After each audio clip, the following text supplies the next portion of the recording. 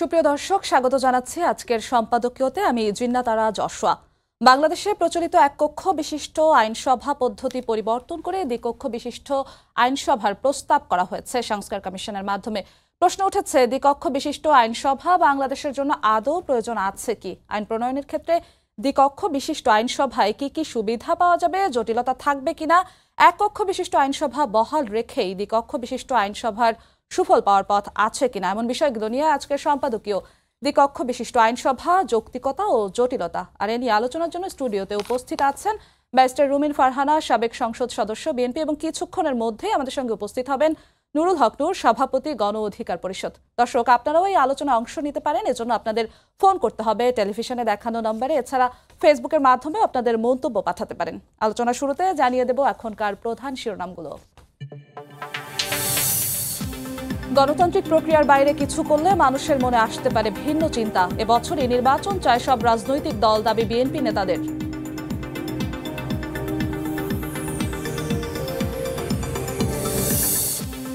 একাদশ সংসদ নির্বাচনে অনিয়মে জড়িতদের খোঁজে মাঠে দুদক। আওয়ামী লীগ ও কমিশনের ক্ষমতার অপব্যবহার আর আর্থিক লেনদেন খতিয়ে দেখবে সংস্থাটি।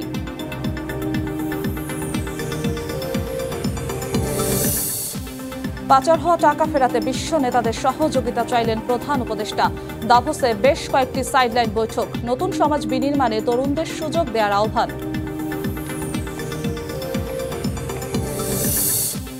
অবশেষে কিছু পণ্যের শুল্ক হার পরিবর্তন, বাড়বে না ওষুধের দাম। মোবাইল ফোন ও ইন্টারনেটে ভ্যাট প্রত্যাহার। বাজার নিয়ন্ত্রণে 10 লাখ টন চাল গম আমদানি করবে সরকার।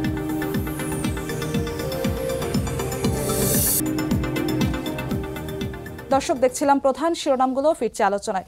ব্যারিস্টার রুমিন ফারহানা, আমাদের আরো একজন অতিথি এসে পৌঁছায়নি, আপনাকে দিয়ে শুরু করতে চাই। আজকে আবার বাংলাদেশ বিএনপি পার্টি বলেছে দ্বিকক্ষ বিশিষ্ট আইনসভার জন্য বাংলাদেশ এখনো প্রস্তুত কিনা তা ভাবতে হবে।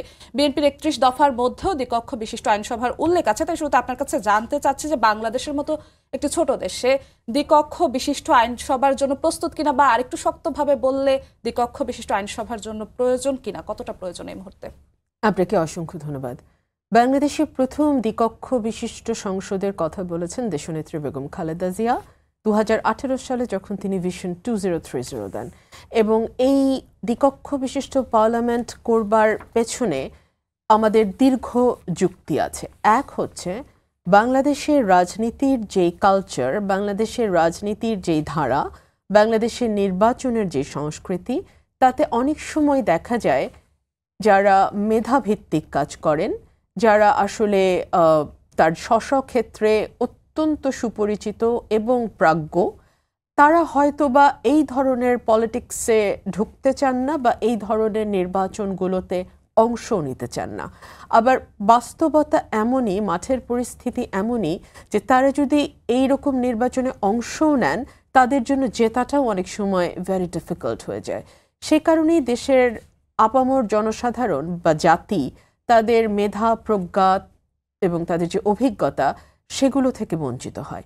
তারা যাতে আপার হাউসে যেতে পারে, আমরা তো এখানে আনুপাতিক হিসেবে বলা হয়েছে সংস্কার কমিশনে যে আপনার লোয়ার হাউসে আপনার যে কয়টা আসন থাকবে তার আনুপাতিক হারে আপনি, বা যত পার্সেন্ট ভোট পাবেন তার আনুপাতিক সদস্য আপনি আপার হাউসে দিতে পারবেন।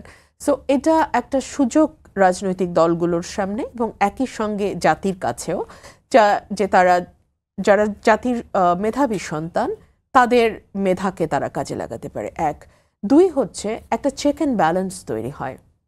লোয়ার হাউসে অনেক ডিসিশন পাস করিয়ে নিতে হয় which is politically motivated or which is more like populist decision, যেটা অনেক বেশি জনতুষ্টিমূলক হয়ে থাকে। মানুষ যা শুনতে চায়, মানুষ যা দেখতে চায়, মানুষ যা করতে চায়, সেটা যে সবসময় লং রানে কল্যাণকর তা কিন্তু নয়।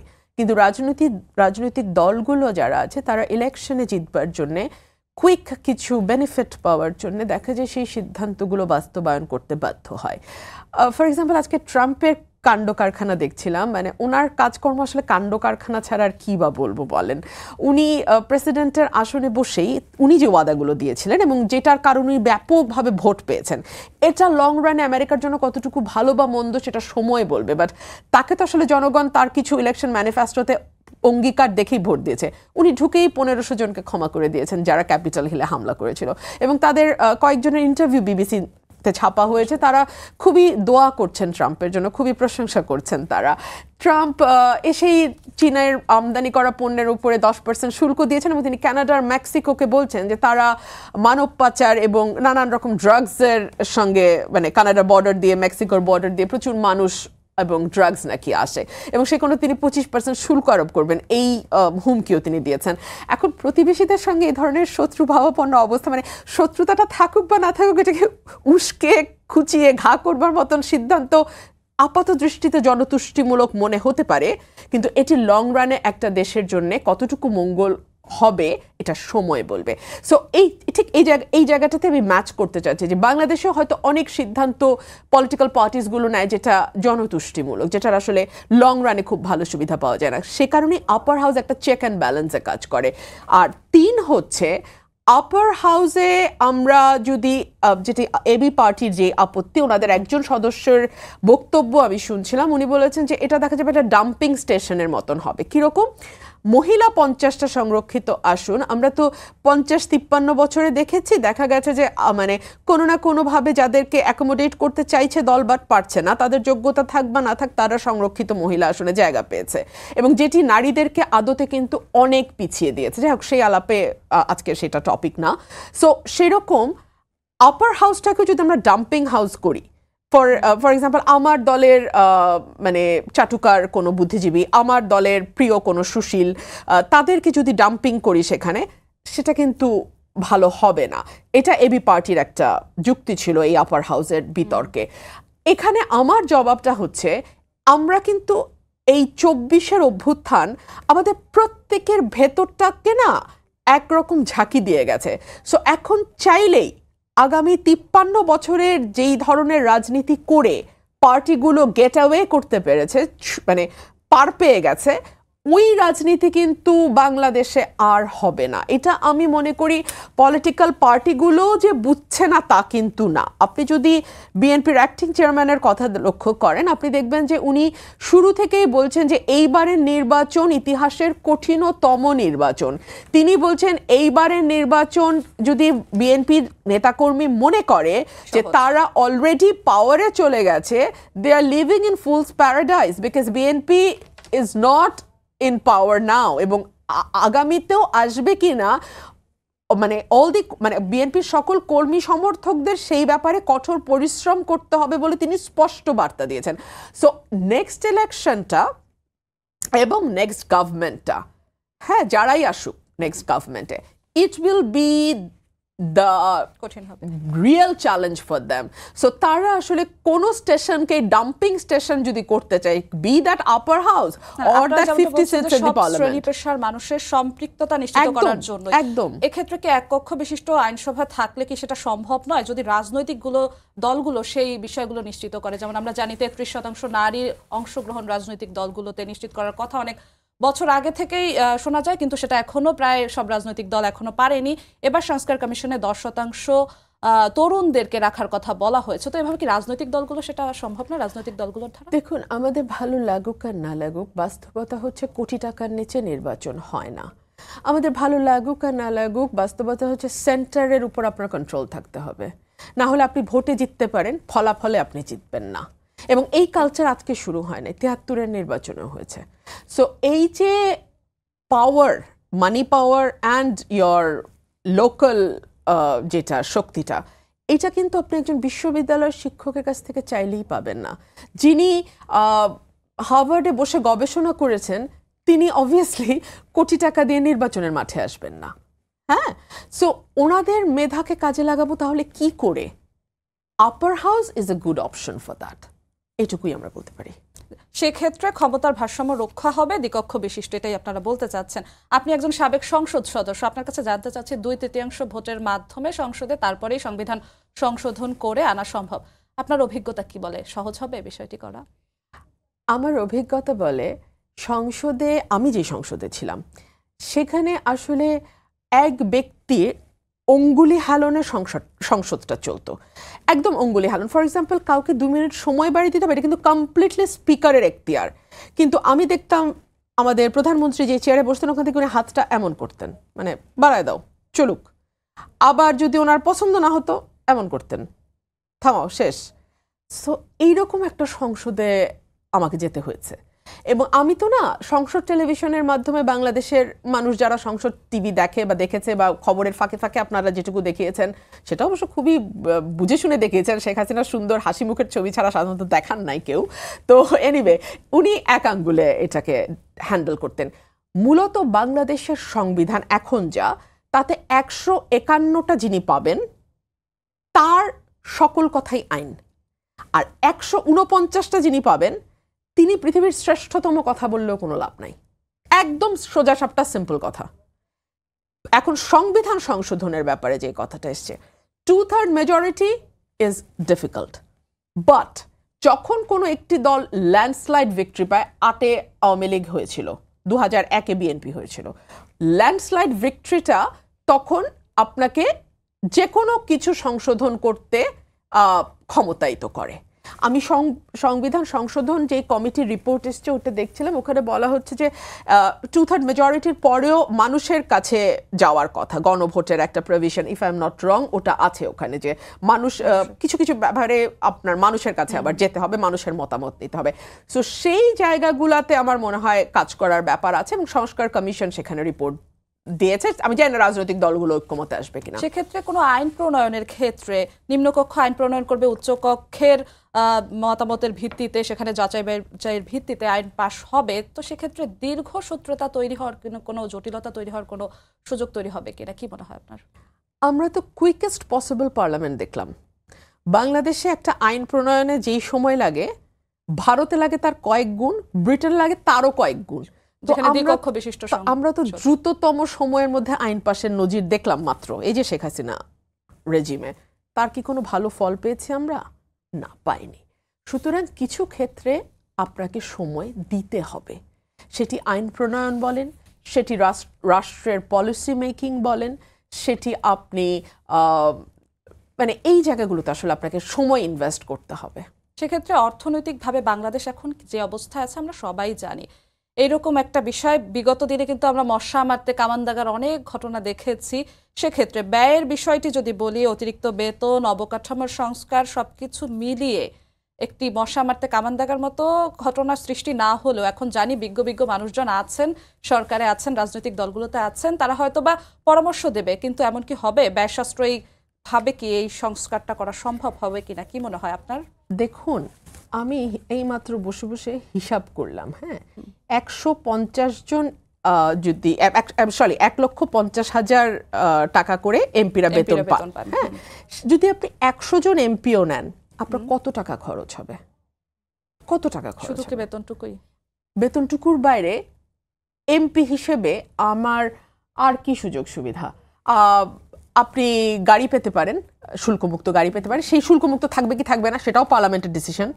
হ্যাঁ, আপনি প্লটের আবেদন করতে পারেন, পাবেন কি পাবেন না সেটাও মানে সেখানে তার খরচের বিষয় নাই। আর 3 হচ্ছে আপনার আর তো কোনো ইনকাম সোর্স নাই। হ্যাঁ, আপনি যদি চুরি চামারি প্রকল্প থেকে টাকা মারেন, that's all together a different story. কিন্তু এর বাইরে আসলে মানে ন্যায্য লিগাল কোনো ইনকাম এমপিদের থাকে না, মানে আমার ছিল না আর কি, আমি পাইনি। আমি 1,62,000 টাকা বেতন ছিল, আমি গড়ে 1,50,000 ধরলাম। সো কয়েক কোটি টাকার ব্যাপার ভাই। আমরা তো একটা আমার কলাম গেছে প্রথম আলোতে, যখন when I was a member of parliament, 2 লক্ষ টাকার সংসদে কি হয়, একদম এটা ছিল কলামের হেডলাইন প্রথম আলোতে, এখনো সার্চ করলে যে কেউ পাবেন। 2 লক্ষ টাকার সংসদে আসলে কি হয়? আমরা কি এই সংসদে কবিতা আবৃত্তি, গান পরিবেশন, পূর্বপুরুষদের স্মৃতিচারণ, কে কবে জানালা দিয়ে উকি মেরে কার সাথে মানে এগুলো আলাপ হয়েছে তো সংসদে, হয়েছে না? হয়েছে তো। সো আমরা যদি সেটার পেছনে কোটি কোটি কোটি কোটি টাকা পানিতে ফেলতে পারি, আপনি কয়েকজন সাংসদ বাড়বে, তার কিছু বেতন ভাতা হবে, সেটাকে এত বড় করে দেখছেন কেন? শুধু বেতন ভাতার বিষয়টি না, বললাম যে বিগত সময় আমরা দেখেছি কেউ খিচুড়ি রান্না শিখতে কোথায় গিয়েছেন, কত কোটি টাকা খরচ হয়েছে, সেটা বললাম যে সেই জায়গায় সংখ্যা তৈরি হওয়ার কোনো কারণ আছে কিনা। সেটার সাথে সংসদ সদস্য বাড়ার কোনো সম্পর্ক নাই, সেটার সাথে আমলাতন্ত্র জড়িত, আমলাতন্ত্র জড়িত, এবং সেটার সাথে আপনি আমলাতন্ত্রকে কত অন্যায্যভাবে ব্যবহার করে ফায়দা লুটতে চান সেটা জড়িত। এখন ধরেন, আমি সবসময় একটা কথা বলি যে একটা দেশে যদি মোটা দাগে ভোটিং সিস্টেম চালু থাকে, মানুষ ভোট দিয়ে তার প্রার্থী নির্বাচন করতে পারে, মানুষ ভোট দিয়ে তার সরকার বাছাই করতে পারে, এইটুক যদি মোটা দাগে থাকে, এইরকম মানে আমলা তোষণ, ব্যবসায়ী তোষণ, মিডিয়া তোষণ, সুশীল তোষণ, এই বিষয়গুলো থাকবে না।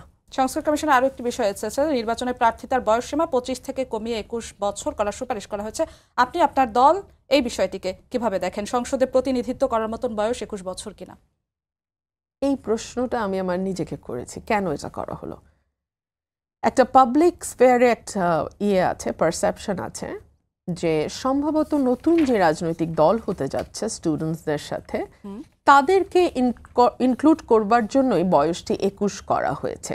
And if that is true, সরকার যদি এর চেয়ে বেটার কোনো রিজন সামনে আনতে না পারে, তখন এই পারসেপশনটাই কিন্তু রিয়ালিটিতে পরিণত হবে। পলিটিক্সে পারসেপশন ইজ ভেরি ইম্পর্ট্যান্ট। আপনার ব্যাপারে, আপনার দলের ব্যাপারে বা সরকারের ব্যাপারে মানুষ কি ভাবছে, that is very important.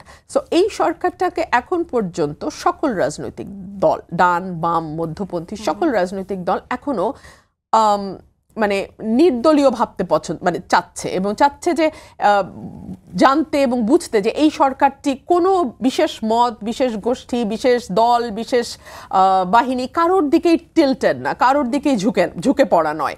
So এখন যদি এটাকে এরকম করে, কোনো দিক থেকে কিন্তু কোনো দাবি উঠে নাই 21 করতে হবে, মানে কেন হঠাৎ 21? এই প্রশ্নের সদুত্তর সরকারকে দিতে হবে। মানে প্রতিনিধিত্ব করার মতো সংসদে 21 বছরটা যথেষ্ট কিনা আপনার কি মনে হয়? সংসদ সদস্য হিসেবে জানতে চাচ্ছি।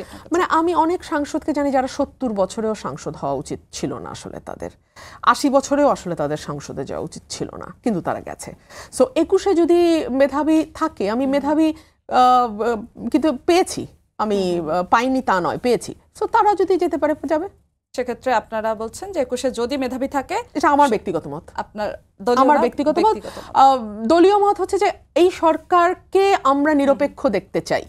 এই সরকার কোনো বিশেষ গ্রুপকে ফ্যাসিলিটেট করছে, এটা বাংলাদেশের মানুষ ভালোভাবে নেবে না। আচ্ছা, নির্বাচনের জন্য বিএনপি সবসময় যৌক্তিক সংস্কার শেষে নির্বাচন হোক, একটি দ্রুততম সময়ের মধ্যে নির্বাচন হোক, এমন কথা বলেছেন। এবছর আবার বলেছেন 5 আগস্ট নির্বাচনের জন্য একটি ভালো সময় হতে পারে। এই বছরের মধ্যে যদি নির্বাচন না হয় তাহলে আন্দোলনের ডাক দেওয়া হবে, এমন কথাও বিএনপি নেতারা বলেছেন। আসলে বিএনপি ঠিক কবে নাগাদ নির্বাচন চায়, সেটা প্রধান উপদেষ্টা কিংবা উপদেষ্টা মণ্ডলীর পক্ষ থেকে যদি ঘোষণা দেওয়া না হয়, আন্দোলনের ধরন গতিটা কেমন হবে জানতে চাচ্ছি রুমিন ফারহানা। আমরা তো definitely BNP as soon as possible নির্বাচন চাই, and which is very logical. Very logical এই জন্যে, দ্য লার্জেস্ট পলিটিক্যাল পার্টি যে জানে যে আজকে ভোট হলে কালকে সে ক্ষমতায় যাবে, কেন সে নির্বাচন চাইবে না? 1 2 হচ্ছে মানুষ দীর্ঘ সময় ভোট দেয় নাই, জাতীয় নির্বাচনে ভোট দেয় নাই, স্থানীয় নির্বাচনে ভোট দেয় নাই। সো মানুষের মধ্যে ভোটের একটা আকাঙ্ক্ষা আছে, আমরা এটাকে অস্বীকার করতে পারি না। সো মানুষের তরফ থেকেও কিন্তু একটা ভোটের মানে এক ধরনের ডাক আছে। আর 3 হচ্ছে যৌক্তিক সময়। আসলে যৌক্তিক সময় কতটা, দেখুন আমরা কিন্তু অগস্ট বা জুলাই কিন্তু ভেরি রিসেন্টলি বলেছি। এর আগ পর্যন্ত কিন্তু আমরা শুধু বলেছি যে আমরা রিজনেবল সময়ের মধ্যে। আনফরচুনেটলি এক একজন অ্যাডভাইজার এক এক রকম কথা বলে। ফর এক্সাম্পল, একজন অ্যাডভাইজার যদি বলে এই বছরের মধ্যে হবে, আরেক অ্যাডভাইজার সাথে সাথে বলে এটা ওনার ব্যক্তিগত মত। আবার আরেকজন হয়তো বলছেন যে আমরা নির্বাচনী যাত্রা শুরু করে দিয়েছি, এই কয়েক মাসের মধ্যে আমাদের সব রেডি হয়ে যাবে। সাথে সাথে বলা হয় এটা চিফ অ্যাডভাইজারের অফিস থেকে আসবে। চিফ অ্যাডভাইজার শেষমেশ বললেন 25-এর শেষ কিংবা 26-এর শুরু। পরের দিনই আবার তার প্রেস সেক্রেটারি বললেন না 26-এর মাঝামাঝি। So very confusing. মানুষ না কনফিউশনের মধ্যে থাকতে চায় না। দেশ কনফিউশনের মধ্যে থাকাটা খুব ভয়ঙ্কর, এবং রাজনৈতিক দলগুলো সার্টেনলি এই কনফিউশনকে ভালো চোখে নেবে না। যে কারণে আপনি দেখেন বিএনপির মহাসচিব কিন্তু বলতে বাধ্য হচ্ছেন 1-11 বিরাজনীতিকরণ। কেউ যদি ঘোলা পানিতে মাছ শিকারের চেষ্টা করে সেটা দেশের জন্য ভালো হবে না, মানুষের জন্য ভালো হবে না। সো এই কথাগুলো বলবার পেছনে তো ডিপ ডাউন কারণ আছে, কথাগুলোর গভীরে তো কারণ আছে। কারণটা আসলে রাজনৈতিকভাবে খুব স্বস্তিকর না। সরকারের উচিত, আমরা তো বিশ্বাস করি সরকার নির্বাচন করবে না, তাই না? তাই তো আমরা তো বিশ্বাস করি সরকার কোনো দল করবে না। সুষ্ঠু নির্বাচন দিতে এসেছে এমনটা বারবার বলতে শোনা যায়। সরকার ফ্যাসিলিটেট করবে একটা সুষ্ঠু নির্বাচন, এইটুকুই তো আমরা বিশ্বাস করতে চাই, তাই না? তাহলে তারা কেন মানে তাদের মানে কোনো রোড ম্যাপ কেন ট্রান্সপারেন্ট এবং ক্লিয়ার থাকবে না আমাদের সামনে? একজন রাজনৈতিক কর্মী এবং বাংলাদেশের নাগরিক হিসেবে এই প্রশ্নটা তো আমি রাখতে পারি। 5-6 মাসে কি একটা রোডম্যাপ দেওয়ার জন্য যথেষ্ট কিনা, যে পরিস্থিতিতে দেশ ছিল সেখান থেকে? আমি মনে করি 5-6 মাস খুব কম না। কেন? কারণ একটা নির্বাচিত সরকার থাকে ম্যাক্সিমাম 5 বছর। এবার সংস্কার কমিশন বলতেছে 4 বছর থাকবে। তো 5 বছরের যার মেয়াদ, তার জন্য 5 মাস ঠিক আছে, ইটস অলরাইট, হানিমুন পিরিয়ড ধরা যায়। তাও কিন্তু খুব একটা স্বস্তিদায়ক সময় না, 5 মাস যথেষ্ট। সেখানে এই সরকারটির প্রধান নিজেই বলছে যে আমাদের মেয়াদ নির্বাচিত সরকারের চেয়ে অনেক কম হবে। তাহলে 5 মাস আপনার কাছে কেন মনে হচ্ছে খুব তাড়াতাড়ি? 5 much is a long time. স্থানীয় সরকার নির্বাচন এবং জাতীয় নির্বাচনের কথা বললেন। অনেকেই মনে করেন বৈষম্য বিরোধী আন্দোলনের নেতারা স্বাভাবিকভাবেই অনেকবার বলতে শোনা গেছে তাদেরকে যে একটি অরাজনৈতিক সরকারের আমলেই তারা স্থানীয় সরকার নির্বাচন চান, রাজনৈতিক সরকারের আমলে না। আপনারা বলেছেন আগে স্থানীয় সরকার নির্বাচন নয়, আগে জাতীয় নির্বাচন। কেন আগে জাতীয় নির্বাচন পরে স্থানীয় সরকার নির্বাচন? আমি যদি প্রশ্ন করি, ওনারা কেন আগে স্থানীয় চাইছেন? অরাজনৈতিক সরকারের কেন রাজনৈতিক ভাবে প্রভাবিত তারা করতে চান না বলে বিভিন্ন সময় তারা বলেছেন স্থানীয় সরকার নির্বাচন। আমাদের তো তত্ত্বাবধায়ক সরকারের একটা ফরম্যাট হয়েছে। আমরা তো তত্ত্বাবধায়ক সরকার আবার ফিরেও আসছে, আলাদা আদালতের রায়ও হয়ে গেছে। সো দরকার হয় সেই তত্ত্বাবধায়ক সরকার গঠন করে আবার না হয় স্থানীয় সরকার হবে। 1, 2 হচ্ছে পুরো জাতি 15 বছর কোনো জাতীয় নির্বাচনে ভোট দেয় নাই। এই জাতিটিকে আপনি এখন কেন ডাকসু নির্বাচন, স্থানীয় সরকার নির্বাচনে ব্যস্ত রাখতে চাইছেন? কেন? এই শুনেন, পলিটিক্সে ulterior motive is very important. আপনার ভেতরের উদ্দেশ্য কি, এটা খুব গুরুত্বপূর্ণ। আপনি কি টাইম বাই করতে চাচ্ছেন? আপনি কি সময় ক্রয় করতে চাচ্ছেন? আপনি কি নিজের দলকে গুছিয়ে নেবার জন্যে আরেকটু অনুকূল পরিবেশ চাইছেন? আপনি কি চাইছেন যে কার কার সঙ্গে আসলে আপনার জোট এবং সখ্যতা হতে পারে সেটা যাচাই করে নিতে? এগুলো যদি আপনার উদ্দেশ্য লক্ষ্য হয়, তাহলে এটা আপনি আসলে খোলাখুলি জাতির কাছে স্পষ্ট করুন। কারণ জাতি কিন্তু ক্লিয়ার ট্রান্সপারেন্ট লিডার পছন্দ করে। সেক্ষেত্রে আপনারা স্থানীয় সরকার নির্বাচন আগে চাচ্ছেন, পরে চাচ্ছেন জাতীয় নির্বাচনটা আগে যাচ্ছেন। আরেকটি বিষয়, ডক্টর মঈন খান বলেছেন ফ্যাসিস্টদের নিয়ে নির্বাচনের আগ্রহ নেই বিএনপির। আবার কিছুদিন আগে আমরা দেখেছিলাম আব্দুল আওয়াল মিন্টু বলেছেন বিএনপির সঙ্গে কোনো আওয়ামী লীগের সঙ্গে বিএনপির কোনো দ্বন্দ্ব নেই, আগামী নির্বাচনে আওয়ামী লীগ যদি নির্বাচন করে তবে একটি প্রতিদ্বন্দ্বী দল হিসেবে নির্বাচন করবে। আসলে অবস্থানটা কি? আপনারা কি আওয়ামী লীগের সঙ্গে নির্বাচন চান নাকি চান না? আমাদের চাওয়া না চাওয়া আসলে কিছু যায় আসে না। আপনি চিন্তা করেন তো, একটা নির্বাচন ডিক্লেয়ার করা হলো, নির্বাহী আদেশে, আইনের মাধ্যমে কিংবা ধরেন গণভোটে কোনোভাবে আওয়ামী লীগকে আপনি নিষিদ্ধ হলো না। আওয়ামী লীগে কি সত্যি আপনি এমন কাউকে খুঁজে পাবেন যিনি প্রার্থী হবেন নৌকার প্রতীক নিয়ে? এই সাহস নিয়ে কেউ মাঠে আসবে? কিংবা তার পক্ষে কেউ প্রচারণায় মাঠে নামবে? বিবিসির একটা রিপোর্ট আমি দেখছিলাম যে আওয়ামী লীগকে আবার কাম ব্যাক করার চেষ্টা করছে কিনা। ওখানে খুব পরিষ্কারভাবে বলা আছে যে আওয়ামী লীগের একদম রুট লেভেলের, গ্রাসরুট লেভেলের যে কর্মী, তারা খুবই খেদ এবং দুঃখ এবং ক্ষোভ নিয়ে বলছেন যে চুরি করলো নেতারা, এমপিরা, মন্ত্রীরা, আজকে পালায় বেড়াইতে হইতেছে আমাদেরকে। তারা সকল অন্যায়ের মানে করলো, সকল অন্যায় তারা করলো, আজকে আমাদেরকে মুখ লুকায় চলতে হচ্ছে। সো এই যে তৃণমূলের কর্মীদের অসন্তোষ, তারা কি যাবে কোনো প্রার্থীর পক্ষে প্রচারণা চালাতে?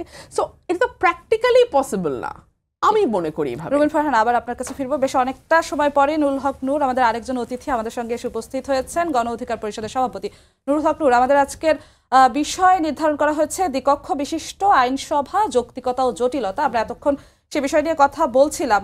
আপনার কাছে জানতে চাচ্ছি, আপনি যেহেতু একটু সময় পরে এসেছেন, দ্বিকক্ষ বিশিষ্ট সংসদের এই মুহূর্তে প্রস্তুত বাংলাদেশ কতটা দ্বিকক্ষ বিশিষ্ট সংসদের জন্য, বা প্রয়োজনীয়তাই বা কতটা, আপনি কি মনে করেন?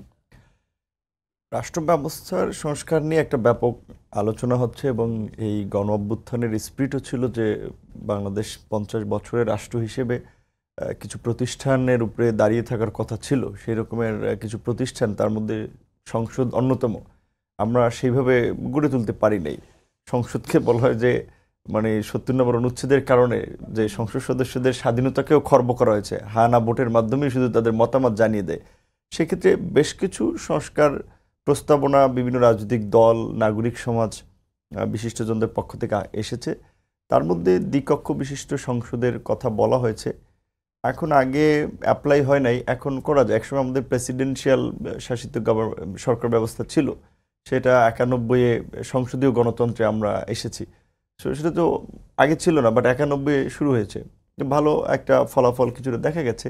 আবার এখন দ্বিকক্ষ বিশিষ্ট সংসদ যদি করা যায়, অনেকের দৃষ্টিতে তো ভালো। আমরা দলগতভাবে সেটার পক্ষে, যার কারণে আমরা এটা মত দিয়েছিলাম। কিন্তু অ্যাপ্লিকেশনটার প্রক্রিয়াটা কী হবে, প্রসেস কী হবে, সেইটি নিয়ে হয়তো আলোচনা হতে পারে। এবং সেটি নিয়ে যেটা সংস্কার কমিশন প্রস্তাব করেছে যে আনুপাতিক হারে, মানে হচ্ছে বিশেষ করে নির্বাচনে যে সমস্ত রাজনৈতিক দল ভোট পাবে তার উপরে নির্ভর করে 50% আসন নির্ধারিত হবে, আর 50% হচ্ছে আপনার যারা সংখ্যাগরিষ্ঠ আপনার হবে তারা নির্ধারণ করবে, এরকম বোধহয়।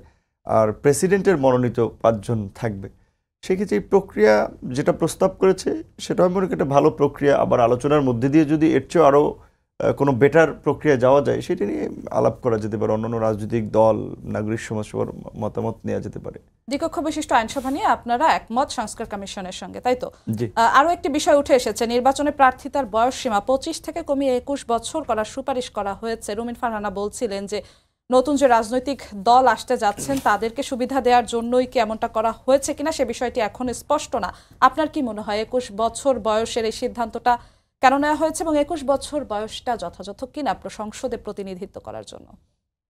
এখন এই আন্দোলনে যেহেতু ছাত্র এবং তরুণদের একটা অগ্রণী ভূমিকা ছিল, সাহসী ভূমিকা ছিল, এবং স্বাভাবিকভাবেই বলা চলে যে আপনার সিনিয়র রাজনীতিবিদদের বা রাজনৈতিক লিডারশিপের ব্যর্থতা ছিল, যার ফলে গত 17 বছরে যে গণতন্ত্রের জন্য লড়াই হয়েছে সেখানে সফলতা পাওয়া যায়নি।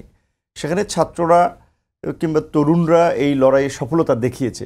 স্বাভাবিকভাবেই এরকম একটা গণ অভ্যুত্থানের পরে কিংবা বিপ্লবের পরে যারা বিপ্লবের নেতৃত্ব দেয় তাদের একটা প্রভাব সব ক্ষেত্রে রাষ্ট্র ব্যবস্থা থেকে শুরু করে শাসন ব্যবস্থায় থাকে। হতে পারে যে এই সময়ের বিশেষ করে এই সাহসী তরুণদেরকে সুযোগ করে দেওয়ার জন্য আপনার সংসদ সদস্য হিসেবে বয়স 21 করা হয়েছে, কিন্তু এটা আমি মনে করি যৌক্তিক। 21 বছর 18 বছর বয়সে যেহেতু প্রাপ্তবয়স্ক নাগরিক হিসেবে সে ভোট দানের অধিকার পায়, তাহলে সে আমার মতে তো 18 বছরই সে যদি ভোট দানের অধিকার পায় তাহলে সংসদ সদস্য কেন হতে পারবে না? আপনি যদি ওই বাইন্ডিং দিয়ে দেন যে 25 বছর লাগবে, তাহলে আপনি ভোটও 25 বছর করে দেন, কারণ ভোটের মাধ্যমেই তো আপনার জনপ্রতিনিধি, সেটা সংসদ থেকে শুরু করে অন্যান্য জনপ্রতিনিধিরা নির্বাচিত হয়। সেক্ষেত্রে আমি এটা অযৌক্তিক দেখি না। তবে বাস্তবতা হচ্ছে যে যেমন বর্তমানে তো আছে যে সংসদ সদস্যদের সর্বনিম্ন বয়স 25, কিন্তু 350 সংসদ সদস্যের মধ্যে 25 জন সংসদ সদস্য নাই যাদের বয়স 25। ঠিক একইভাবে এই 21 বছর করা হলেও আমার ধারণা আগামী সংসদেও 21 জনও খুঁজে পাবেন না যে যাদের বয়স 21। এটা হয়তো এনকারেজ করার জন্য তরুণদেরকে রাখা হতে পারে। তবে 10% তরুণ প্রতিনিধিত্ব রাখার যে প্রস্তাবনা দেওয়া হয়েছে, যদি এটা প্রস্তাব, এটা সংস্কার কমিশন প্রস্তাব দিয়েছে, এইটা আপনার এই 6 সংস্কার কমিশনের চেয়ারম্যানরা সদস্য হবেন, এখানে চিফ অ্যাডভাইজার চেয়ারম্যান হবেন, আলী রিয়াজ স্যারকে কো চেয়ারম্যান করা হয়েছে, তারা রাজনৈতিক দলগুলোর সাথে আবার বসে ফাইনাল সিদ্ধান্তে পৌঁছাবেন। তো এই 10% তরুণ এখন বিভিন্ন রাজনৈতিক দল তার পার্টির স্ট্যান্ড থেকে সে কাকে ট্রাস্টেড মনে করে কিংবা কাকে জনসম্পৃক্ত মনে করে তাকে সে মনোনয়ন দেবে, সেইখানের বাইন্ডিংসটা আমি যৌক্তিক মনে করি না। যে 10% তরুণ আপনি কিভাবে ভাগ করবেন সেটা তো আপনি নির্ধারণ করে দিতে পারবেন। আর এখন যে তরুণদেরকে নিয়ে আপনি খুব আশাবাদী, খুব উচ্ছ্বসিত, সেই তরুণদের তো আমরা বিপরীত কিছু দেখতে পারি। কারণ ইতিহাসে একসময় যারা হিরো থাকে আবার সময়ের পরিবর্তনে তারা ভিলেনে পরিণত হয়। সেটা মুক্তিযুদ্ধের সময় থেকে 75-এর ঘটনা আমরা দেখেছি। ধরেন মেজর ডালিম কিংবা কর্নেল রশিদ সহ ওই সময় অনেকেই কিন্তু সেই সময়ের অনেকের কাছে হিরো ছিলেন, কিন্তু পরবর্তীতে তাদের অনেকে কিন্তু ফাঁসির দড়িতে ঝুলতে হয়েছে। তো এখন এই সময়ের যেটা তরুণ, এইটা একটা গণ আন্দোলনে তারা লিডারশিপের কারণে মানুষের কাছে পরিচিতি পেয়েছে, মানুষ তাদেরকে ট্রাস্ট করছে, কিন্তু গত 5 মাসে আবার তাদের অনেকের যে অ্যাক্টিভিটিস সেটা কিন্তু ওই ঘটনাটাকেই আবার মনে করিয়ে দিচ্ছে যে যারা একসময় হিরো তারা আবার ভিলেন হয় সময়ের পরিবর্তনের সাথে সাথে। তো সেই ক্ষেত্রে 24-এর হিরোরা কি ভিলেন হয়েছে? অনেকে এরকম বলতে চাচ্ছে হিরোরা ভিলেন হয়েছে, সেইটা এখনই না বলা গেলেও যারা একটু পরিচিত ফেস, একটু লিডার হিসেবে উঠতেছে, তাদের অনেকের বিরুদ্ধে বর্তমান এই অল্প সময়ের মধ্যেই যে সমস্ত অভিযোগ, তারা বিভিন্ন প্রতিষ্ঠান নিয়ন্ত্রণ করতে চায়, ব্যবসায়ী কমিউনিটিকে শেল্টার দিতে চায়, কিংবা এই আন্দোলনটা ছিল ফ্যাসিবাদের বিরুদ্ধে, যেখানে আমরা সবাই ওপেন আলোচনায় ফ্যাসিবাদের বিরুদ্ধে বলছি, আওয়ামী লীগের রাজনীতি নিষিদ্ধের কথা বলছি। আবার দেখা যাচ্ছে যে আওয়ামী মাইন্ডেড ব্যবসায়ী কিংবা অন্য আপনার আমলাদেরকে প্রোটেক্ট করার জন্য একটা গ্রুপ কাজ করতেছে। সেখানে এখনকার এই আন্দোলনের নেতৃবৃন্দের অনেকের সম্পৃক্ততা আছে। তো এইটা যদি চলতে থাকে তাহলে তো যদি কেউ মানে স্বাভাবিকভাবেই তাদের ত্যাগ, স্যাক্রিফাইস এবং মুভমেন্টের কারণে হিরো হয়, তাদের তো ভিলেন ভাববে। মুক্তিযুদ্ধের পরপর জাসদের যে উত্থান ছিল, নিশ্চয়ই আপনাদের সকলের জানা আছে যে আপনার জাসদের সমস্ত কলেজ, বিশ্ববিদ্যালয়, ছাত্র সংসদ নির্বাচনে তারা জয়লাভ। মানুষের মুখে যে শেখ মুজিবের বিরুদ্ধে লড়াকু সংগঠন, মানুষের অধিকারের পক্ষে, আওয়ামী লীগের নির্যাতন নিষ্পেষণের বিরুদ্ধে জাসদের মতো পপুলার সংগঠনও কিন্তু সময়ের পরিক্রমায় বলতে গেলে ওইভাবে ছিন্ন বিচ্ছিন্ন হয়ে গেছে। তো এই বাস্তবতায় তো এখনকার যে সম্ভাবনা তরুণদের, সেই জাসদের তরুণদের মতো কি হয় সেটাও একটা দেখা। নির্বাচন আগে নাকি আগে সংস্কার? বিএনপি বারবার বলেছে যতটুকু সংস্কার দরকার ততটুকু সংস্কার করেই আগে জাতীয় নির্বাচন দিতে হবে। আপনাকে কিছুদিন আগে বলতে শোনা গেছে যে আগে অধিকাংশ সংস্কার হবে, তারপরে নির্বাচন। আসলে আপনাদের অবস্থানটা কোথায়? আমরা তো চাইছিলাম এইটাই, যে এটা তো আর নর্মাল কেয়ারটেকার গভর্নমেন্টের মতো 3 মাসের জন্য একটা কেয়ারটেকার না, এটা গণঅভ্যুত্থান পরবর্তী একটা সরকার, যারা জনগণের প্রত্যাশা পূরণ করে জন আকাঙ্ক্ষার বাংলাদেশ বিনির্মাণের পথে এগিয়ে যাবে। সেজন্য আমরা বলছিলাম যে এই সরকার 1 বছর থাকুক, 1.5 বছর থাকুক কিংবা 2 বছর থাকুক, সংস্কার করে তারা একটা নির্বাচন দেবে। কিন্তু গত 5 মাসে তাদের যে পারফরমেন্স, তাতে এখন আর তাদের প্রতি আস্থা রাখা যাচ্ছে না। কারণ এই 5 মাসে এখন পর্যন্ত ল অ্যান্ড অর্ডার থেকে শুরু করে দেশের বাজার ব্যবস্থা কিংবা দেশে স্থিতিশীলতার প্রশ্নে তারা অনেকাংশে ব্যর্থ হচ্ছে। এই ব্যর্থতা, যেটা আমরা বলছিলাম যে যেমন এই সরকারের ব্যর্থতা আগামীর বাংলাদেশের জন্য একটা বিপর্যয় তৈরি করবে, কাজে এই সরকারকে সফল হতেই হবে। তো আমরা তো চাই যে সফল হোক সরকার। বিএনপি বলেন, জামাত বলেন, সবাই কিন্তু ব্ল্যাঙ্ক চেক দিয়েছিল, এবং সরকার যখন ডাকে বিভিন্ন ক্ষোভ থাকা সত্ত্বেও সরকারকে যেভাবে তারা কোঅপারেট করার জন্য আলোচনাগুলোতে সম্মত হয়, বাংলাদেশে গত 50 বছরের চিত্র দেখা যায়নি। কিন্তু সরকার এরপরেও কিন্তু তারা আসলে সঠিক লাইনে আসতে পারেনি। তো এই রকমের যদি একটা আপনার মাজা ভাঙ্গা সরকার হজবরলার মধ্যে দিয়ে বছর 2 থাকে, তাহলে দেশে 12টা বেজে যাবে। কাজে সেই জায়গা থেকে এখন কিন্তু আর আমার স্ট্যান্ডটা ওইখানে রাখতে পারছি না, এখন ওইখানে রাখতে পারছি না। এতদিন যেভাবে চাইছিলাম যে না, এই সরকার থাকুক, যে কোনো সংস্কার, কিন্তু সংস্কার করতে করতে তো 12টা বাজাই ফেলবেন, আরেকটা গণ অভ্যুত্থানের প্রেক্ষাপট তৈরি করবেন, কারণ মানুষ তো অসন্তুষ্ট হয়ে রাস্তায় নামবে, প্রতিক্রিয়া দেখাবে। সেই ক্ষেত্রে এখন আমাদের পজিশন হচ্ছে, যেটা বিএনপিও বলছে, হ্যাঁ সংস্কার, কিছুটা সংস্কার হওয়া একেবারে দরকার, বিশেষ করে একটা ফেয়ার ইলেকশনের জন্য। প্লাস হচ্ছে আমরা ইতিমধ্যেই জানেন, যেমন সুপ্রিম কোর্টে বিচারক নিয়োগের প্রক্রিয়া নিয়ে অনেকদিন ধরে বিতর্ক হচ্ছে, সে একটা অধ্যাদেশ জারি করে দিয়েছে যে ওই নিয়মের মধ্যে দিয়ে বিচারক নিয়োগ প্রক্রিয়া, এই রকমের যে সংস্কারগুলো, যেগুলো অধ্যাদেশ কিংবা রাজনৈতিক ঐক্যমতের ভিত্তিতে করা যায়, বিশেষ করে এই বছরের ডিসেম্বরে যদি ইলেকশন হয়, এখনও অনেক সময় আছে। তাহলে এই মিনিমাম না, আমি মনে করি ম্যাক্সিমাম সংস্কার চাইলেও এই 1 বছরে করা অনেকখানি সম্ভব। সেক্ষেত্রে এই রাজনৈতিক ঐক্যমতের ভিত্তিতে যে সময়টুকু পর্যন্ত এই সরকারকে সবাই একমত হয়, ওই সময়টুকুর মধ্যে যে সংস্কার তারা করতে পারে সেইটুকু তাদের করে এখন দেশের জন্য, আগামীর ফিউচারের জন্যই বোধহয় আর্লি ইলেকশনটা এখন সময় চাহিদা হয়ে গেছে। সম্ভব। নুরুল হক নূর বলছিলেন। ব্যারিস্টার রুমিন ফারহানা, সিপিবি সাধারণ সম্পাদক রুহিন হোসেন একটি কথা বলেছে যে বিগত সরকারের থেকেও দুর্নীতি ও ঘুষের পরিমাণ বেড়েছে বর্তমানে কিছু কিছু ক্ষেত্রে, এমন অভিযোগ করে তিনি বলেছেন চাঁদাবাজি, দখলদারিত্ব, নিরাপত্তাহীনতা নিত্য সঙ্গী হয়ে গেছে।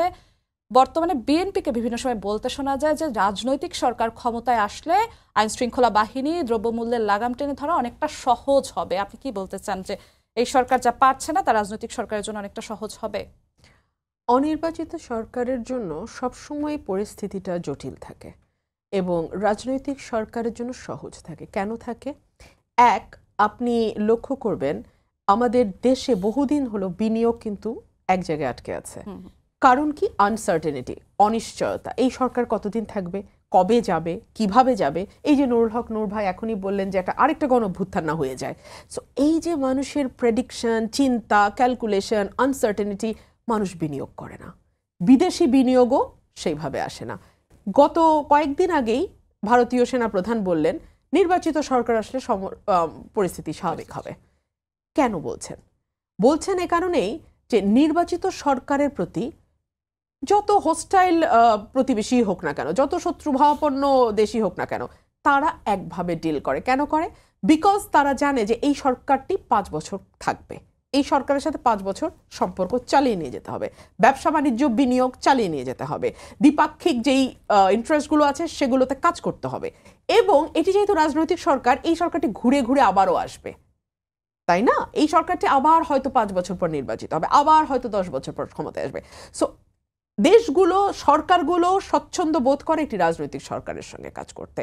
3 হলো আইন শৃঙ্খলা বাহিনী, ফর এক্সাম্পল পুলিশ প্রশাসন, তারা মনে করছে এই সরকারের আদেশ না মানলেই কি। আমার নিজের কাছে নিজের কানে শোনা ওনাদের কারো কারো ব্যক্তিগত অভিজ্ঞতা, একই আদেশ 10 বার দিয়েও কাজ হচ্ছে না। অনেকেই ক্যারি আউট করার তাগিদ বোধ করছেন না। ধরুন একজন যুগ্ম সচিব কিংবা একজন উপসচিব কিংবা একজন অতিরিক্ত সচিব, সচিব বাদই দিলাম, তারা মনে করে এই সরকার আছে, কালকে নাই, আমি তো আমার চেয়ারেই থাকবো। কিন্তু একটা পলিটিক্যাল গভর্নমেন্ট যখন আসবে, সে তার সেট আপ তৈরি করবে। গ্রাসরুট পর্যন্ত কিন্তু তার লোক আছে, গ্রামগঞ্জ একেবারে প্রান্তিক অবস্থা পর্যন্ত কিন্তু তার লোক আছে। সো অনেক সমস্যা ওই গ্রামের, ওই ইউনিয়নে, ওই ওয়ার্ডে সমাধান হয়ে যায়, যেটা হয়তো এই সরকারের সময় একেবারে কেন্দ্র পর্যন্ত এসে ফাইলের স্তূপ জমা হয়ে যাচ্ছে। তারপরে ধরুন একটা পলিটিক্যাল গভর্নমেন্টের অ্যাকাউন্টেবিলিটি থাকে। কিরকম? 5 বছর পর তাকে আবার ভোটের মাঠে গিয়ে দাঁড়াতে হবে, মানুষের কাছে জবাব দিতে হবে। এই যে বললেন, আজকে আপনাদের একটা রিপোর্ট দেখলাম, আইন শৃঙ্খলা পরিস্থিতি সত্যিই খারাপ। আমার বাসার সামনে একজন ব্যবসায়ী মাল্টিপ্ল্যান কম্পিউটার মার্কেটে কুপিয়ে জখম করা হয়েছে, তার ইন্টারভিউ আমি দেখতেছিলাম। সো এটা কিন্তু একটা নির্বাচিত সরকার হলে এরকম অবস্থা খারাপ হয় না। ছিনতাই বেড়ে গেছে। আজকাল রাতে টকশো থেকে বাসায় ফিরতে এই ফর দ্য ফার্স্ট টাইম আমার কিন্তু এই সময়গুলোতে আমার কিছুটা ভয় লাগে। বিকজ এখন যে আসলে কে কোন ইন্টারেস্ট থেকে কার উপরে হামলা করে কার উপরে দায় চাপাবে আমি জানি না। একটা পলিটিক্যাল গভর্নমেন্ট থাকলে আমি স্ট্রেইট অ্যাওয়ে পলিটিক্যাল গভর্নমেন্টকে দায়ী করব, এবং সেই কারণে পলিটিক্যাল গভর্নমেন্টের একটা প্রেসার থাকবে পুলিশ এবং প্রশাসনের উপরে যে তোমাদের ঠিকমতো কাজ করতে হবে যদি তোমরা ওএসডি হইতে না চাও। জুলহাক নূর, এই একই প্রসঙ্গে ফিরতে যাচ্ছি। সংস্কার না নির্বাচন, আগে সংস্কার নাকি পরে নির্বাচন, এমন নানান প্রশ্ন আসে। এর মধ্যে বাজারে গিয়ে জনগণ দীর্ঘ শ্বাস ফেলছেন এবং নিরাপত্তা নিয়ে প্রত্যেকটি মুহূর্তে শঙ্কায় থাকতে হচ্ছে, এমন কথা আমরা দেখি। স্কুলে বই এখনো দেওয়া সম্ভব হয়নি, পিডিএফ দেখিয়ে পড়ানো হচ্ছে শিক্ষার্থীদের, মাসের 22 দিন চলে গেছে। এই সব দিকে কি সরকার যথেষ্ট নজর দিচ্ছে বলে আপনার মনে হচ্ছে? এখন আপনার বিশেষ করে দ্রব্যমূল্যের ঊর্ধ্বগতি কিংবা আপনার বই হাতে না পাওয়া, এলসি খোলার প্রবলেম, এইটা কিন্তু আগের গভর্নমেন্টের সময় বিশেষ করে ডলার ক্রাইসিস থেকে শুরু করে ফাইন্যান্সিয়াল ক্রাইসিস ছিল মারাত্মক রকম। তবে পলিটিক্যাল গভর্নমেন্ট, এটা ঠিক যে এই সরকারের কিছুটা শক্তি থাকার ফলে সে নিয়ম নীতির তোয়াক্কা না করে অনেক কিছু করতে পারে। যেমনি শেখ হাসিনার গভর্নমেন্ট রিজার্ভ থেকে আপনার ফান্ড বিভিন্ন যে সমস্ত অপ্রয়োজনীয় কিছু কিছু জায়গায় খরচ করেছিল, ধার দিয়েছিল। এটা এই ধরনের গভর্নমেন্ট সেটা পারে না।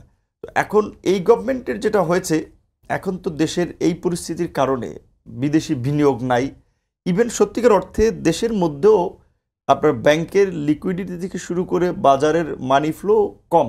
কারণ হচ্ছে যাদের হাতে টাকা আছে 16 বছরে, এটা কিন্তু এই তারা আওয়ামী লীগ একটা করাপ্টেড, একটা অসৎ দুর্বৃত্ত শ্রেণী তৈরি করেছে। টাকাটা কিন্তু ক্যাপিটাল তাদের হাতে, তারা তো অনেকে দেশ ছেড়েছে, অনেকে পলাতক আছে, কাজেই তাহলে তাদের এই মানি বা ধরেন তাদের ক্যাপিটাল কিন্তু বাজারে নাই, যার ফলে কর্মসংস্থান থেকে শুরু করে আপনার আর্থিক যে একটা গতি আসবে সেটাও কিন্তু একটা বিবেচ্য বিষয়।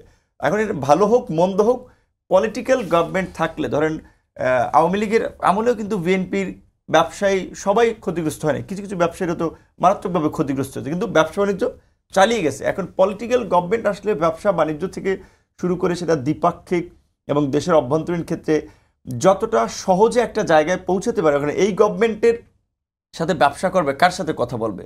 সে ফর এক্সাম্পল আমাদের বাণিজ্যমন্ত্রী বলেছে সেও 20 কোটি টাকা দিয়ে গ্যাসের লাইন নিয়েছিল তার কোম্পানির জন্য।